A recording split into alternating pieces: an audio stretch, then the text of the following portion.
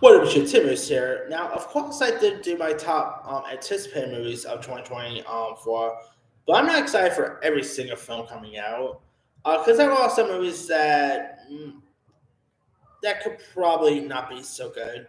Um, so I'm not going to do top 100 of this, but I'm going to do my top 10 least anticipated movies of 2024. Now, granted, majority of these could always be a surprise, and hey, I always love when films are surprise me and all. But these are the films that I just don't really have much hopes for. And so here are my official top 10 least anticipated films. Number 10, even though I did not mind the trailer, because of the writers on board and all, I'm a little iffy about this. Number 10 is Madam Web. Now, the reason why I do quite like the cast though. You got Dakota Johnson, who I like, Sydney Sweeney, Celeste O'Connor, Isabel Mercedes, Mike Epps. I mean, you got some really great cast members in this. So that's the only thing that piques my interest. But the last time we had a Spider-Man spinoff was Morbius. And the writers of this movie does not help. Here are now the people who wrote the movie also wrote Power Rangers, so I'll give them that. But this is from the same writers of Morbius, Gods of Egypt, The Last Witch Hunter, and Dracula Untold. Yeah, not any good films at all here. So yeah, I mean maybe this will be a surprise. Who knows? But yes, there were some cringy moments in the trailer that I'm like, why does that need to be in the trailer? Seriously, I'm just waiting for someone to say what it's weapon time. I don't know, but I'm hoping it's good, but we'll see. Number 9, you probably didn't know this is coming, and that is Half Baked 2. Now, the sequel to the Dave Chappelle classic comedy of 1998, it follows JR and his friends as they search for money to bury one of his best friends who died from smoking the most powerful joint in the world. That's a synopsis right there. Now, this does star some of the original stars like Colin Williams and Rachel True supposed to be in this. We do have Frankie Muniz, who's always nice to see him popping up. Dexter Darden from the Saved by the Bell reboot. Moses Storm. David Koechner. I love David Koechner, but I don't know. We also did have the How High 2, which was god awful, so I cannot see this being as good, but I don't know. And this is supposed to, like, the main character, by the way, is supposed to be the son of Dave Chappelle's character. And I really don't even think we're going to get Dave Chappelle back in this. So, yeah, if it was a sequel that had, like, Dave Chappelle and them all returning for one last hurrah, I would be all for it. But, yeah. And I believe this is supposed to go straight to MTV or straight to VOD or something like that. So, yeah.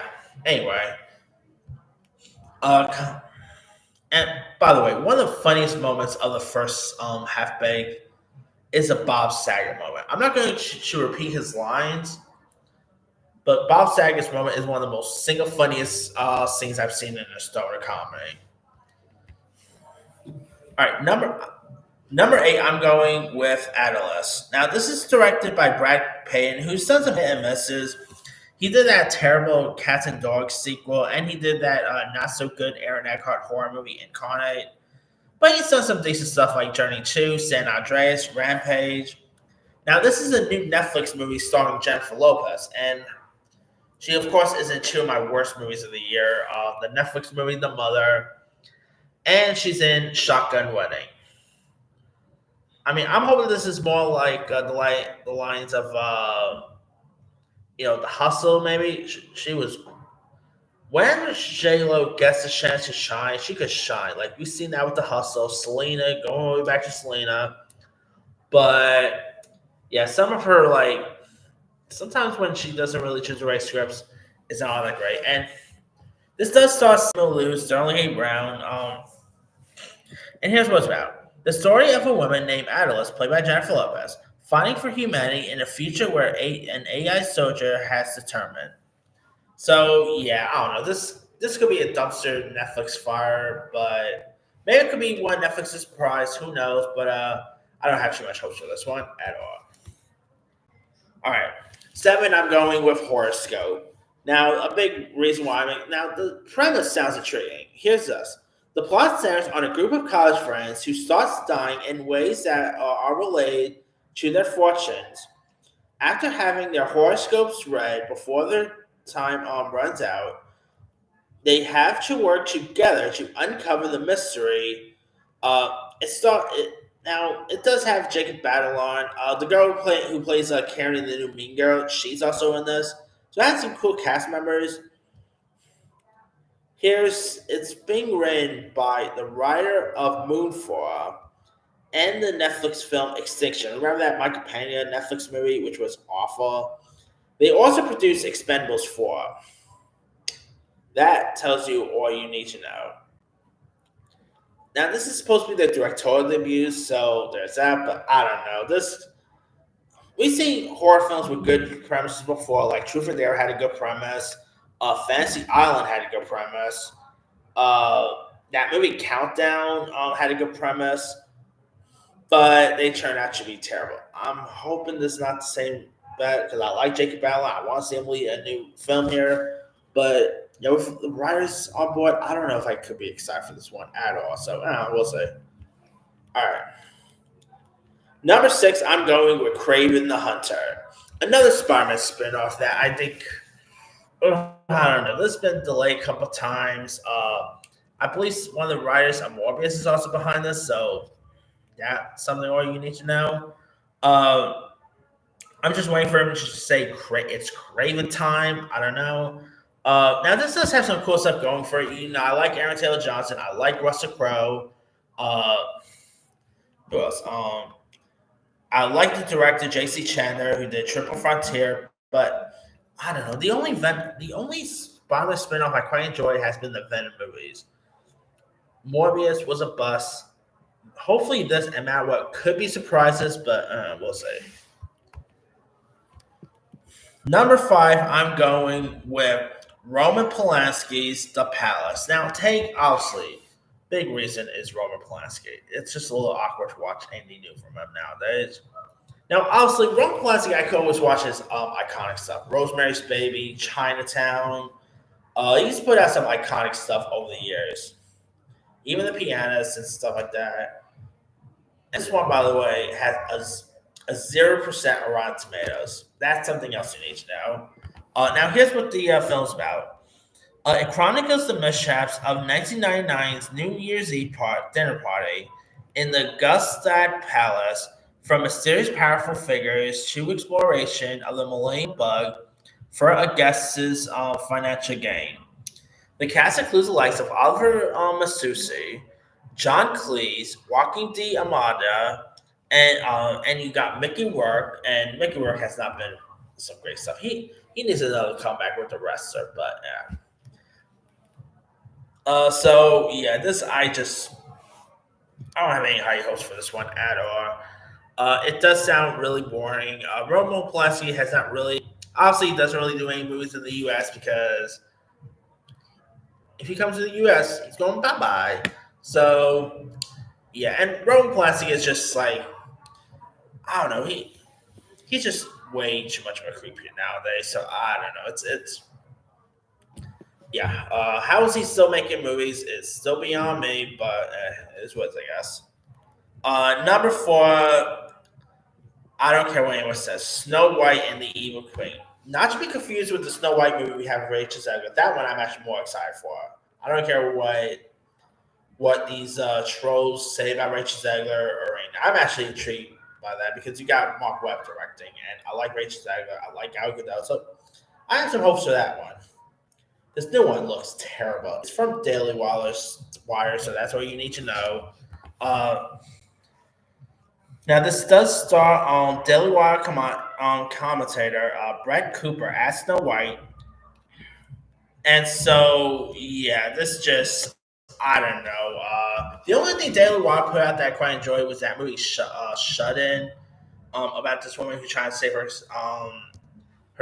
kid from these intruders. That I actually had a fun time with. But I don't know, and I have not even watched Lady Ballers. I have no interest in seeing that. That looks so bad. I don't get what Daily Wire is doing. Their stuff just does not look all that great, and I don't know. It's trying to make some money, I guess. But anyway, number four.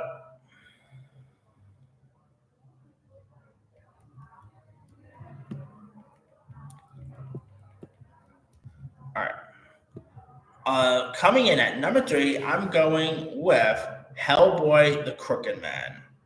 Now, of course, this big reason why I'm not excited for this one is from Catch Barrett Tamer, who has not put out great stuff like that Tonic movie with Ben Affleck. This is from director Brian Taylor, who gave us Jonah Hex and Ghost Rider 2.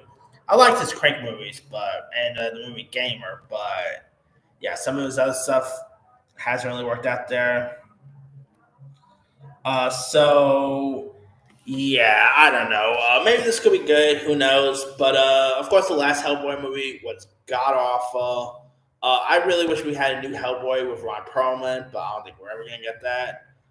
So yeah, I don't know. It could be a surprise, but we'll see. Now, number two, I'm going with The Crow. Now, I had this in my least anticipated last year, but I have no idea when this is coming out now. Now, let me take some grass. So I don't mind remakes. Remake something, it's terrible. Who cares? Still got the original. I'm all for remakes.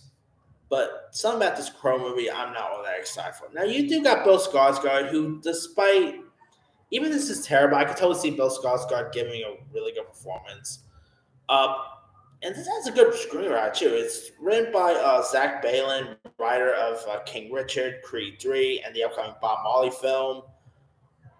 But it's director that doesn't excite me. It's directed by Rupert Sanders, who is best known for directing iconic movies like Snow White and the Huntsman and Ghost in the Shell. That's all you need to know there. And you do got FKA Twigs, who I like. You got some other cool cast members like Danny Houston, but I don't know. This does not really is being released by Lionsgate, so there's that. But I don't know. I'm not really all too excited for this one, but we'll see. All right, number one, I'm going with First Chef. Now, this is being directed by Obo. That's all you need to know there. Uh, Now, it's a gripping police drama with the spirit of a classic road movie, taking us on a soul-stirring journey through the vibrant streets of New York City into the depths of our own reality and enormous corners of our souls. Um, so yeah, this is directed by Obo. Let me tell you some of his iconic credits. Obo, of course, they gave us Blood Rain 2. Let's see. Obo movies. Alone in the Dark. Um,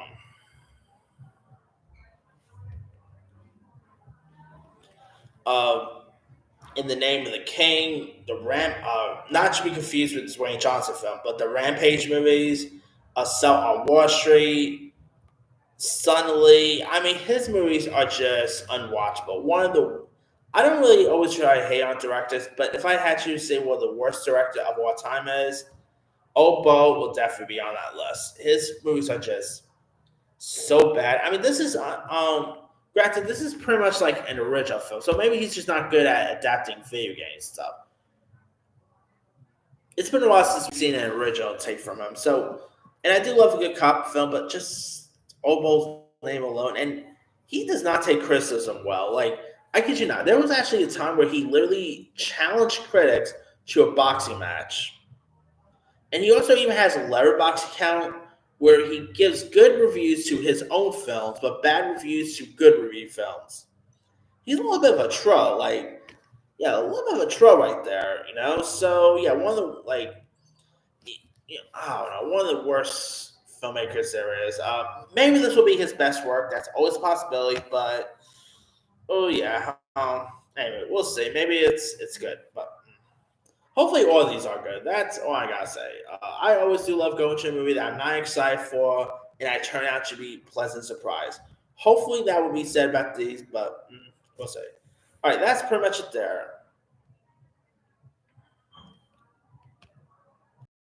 All right, here is my quick rundown. Number 10, Madam Web. 9, Half Baked. 8, Alice. 7, Horoscope. 6, Craven the Hunter. 5, The Palace. 4, Snow White the Evil Queen. 3, Hellboy the Crooked Man. 2, The Crow. And number 1, First Chef. Now, I do got some films in my honorable mention. Of course, there's Rebel Moon Part 2. After watching the first one, I don't know if I'm all that excited for the new one. Other ones there are Trigger Warning with Jessica Alba. That could be a bust.